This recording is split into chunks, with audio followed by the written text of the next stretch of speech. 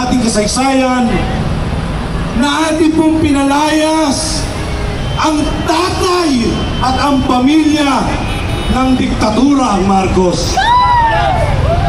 Ngunit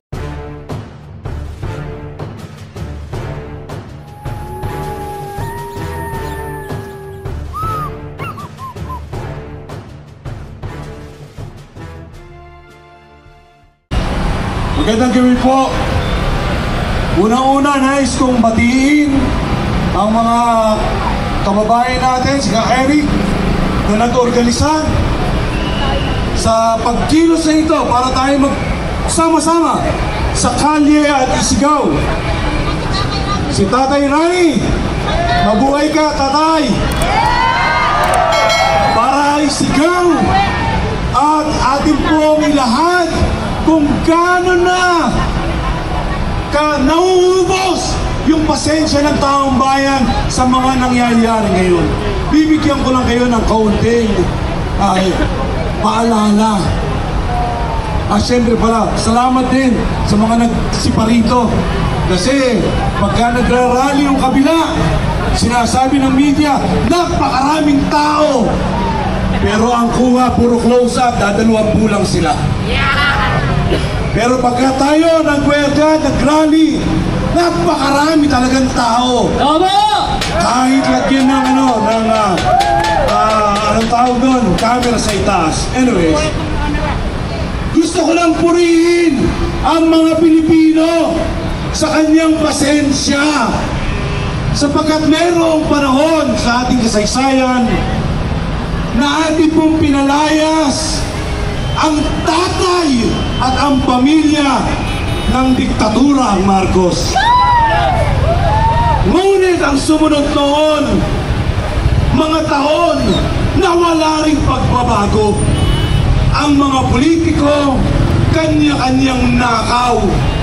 Ang mga Pilipino nanatiling tahimik at mapagpasensya. Dumating ang panahon na ating pong inihalal ang ating vice-presidente. Yun ang gusto natin na mamuno. Pero nabalitaan na lang natin ang ating vice-presidente tumakbo na lamang pangalawa at nagbigay daan sa isang Marcos Jr. At pagkatapos noon, sinuportahan natin dahil panawagan ng vice-presidente, magkaisa tayo. Nanalo ang Marcos Sara Uniteam. Hindi pa nagtatagal. 3 taon ang lumipas. Nagkanakon na. Nawala na. Nasira ang Uniteam. Nasira ang tiwala. Ang idinidikdik at pilit inilalagay, ginagawang pulutan, Sara Duterte. Pananagutan, ang sabi, pananagutan. Pero ang mga magnanakaw, hindi nananagot, bagkos gumagawa ng investigasyon. Paano at kailan nangyari na ang mga nagnanakaw ay mag-iimbestiga sa kanyang krimen? Pwede ba yun? Umasa tayo noon. Nababawi ang Marcos kung mahalal natin muli dahil wala naman tayong pagpilian.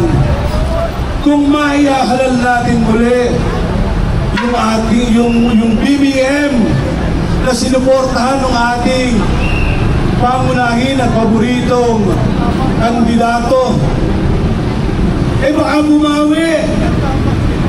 bumawi. Baka linisin ang pangalan nila. Baka nga mali ang taong bayan. Baka nga mali ang kasaysayan.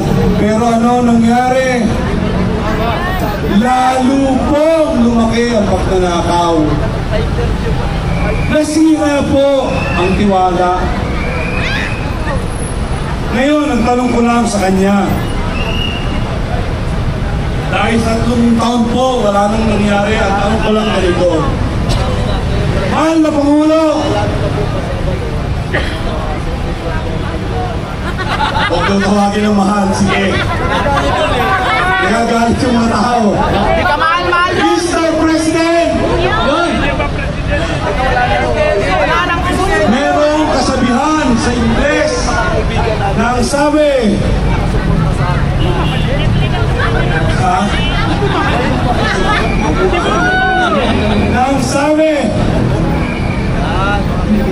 Tagaluin ko na lang. Ang problema, no? It rises and falls on leadership. Diba?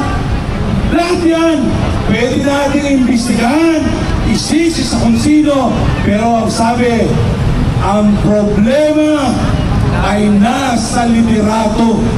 Kung sino ang namumuno, siya ang may problema. Siya ang dapat na gumagawa ng solusyon. Ang masakit, baka ang ating Pangulo ang problema. Kaya walang nangyayari. Kaya naman ko sa iyo, Mr. President, ninanakawan po at patuloy na nananakawan ang sambayanang Pilipino. Ang tanong ko sa iyo, paano mo kami ngayon gustong mag-react? Sabi nga ng mga nagsisipag-welga, nagsisipag-rally, ginagahasa ang sambahayan. Ang tanong ko sa iyo, Mr. President, paano mo ngayon gustong mag-react ang sambayan ng Pilipino? Sa ibang bansa, konti lamang, hindi kasing laki ng atin ang korupsyon. Pero nag-aaklas na at gumagawa ng karahasan ang mga mamamayan. Sa atin, gaya ng sinabi ko nung una, kapuri-puri po ang mga Pilipino na kayang magtiis ng matagal, kumikimkim ng galit, hindi nag-aaklas at mayroong silbino para mag-isip na dalhin na lamang natin sa lansangan yung ating mga damdamin at doon natin ipahayag.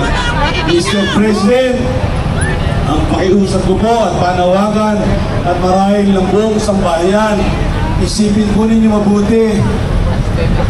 Aantayin po ba talaga ninyo na sa taong bayan manggaling ang reaksyon o ikaw na ang magkukusang gumawa ng solusyon? Maraming po salamat. Eric, maraming salamat. Ipahinga ang iyong lalamunan at hanggang magdamag ito hanggang 7 a.m. and then balik ulit tayo. Ayan, mabayan. Okay, Peter. Ayan. Dumami ngayon ang ating mga kababayan, no, na kumating dito sa Black Friday protest. Ayan, at ang ating security force, ang PNP mabayan dito ay nagbantay. Ayan. Hindi po namin sila kasama. At tinawagan ako ay pangalawang tanong po niyo. Katayin. Napagtusan niyo na po yung tumaan na po kayo sa mga. Oh, nandiyan yung mga may bag na bahan eh. Nasa yung mga nasa bag nila. Yun! Ayan yung nabahan, oh! Lahat yan, nabahan! Huwag kang mag-alala. Ayaw natin sa bayan. Ayaw na bahan. Ayan, so ayan ang madami, oh.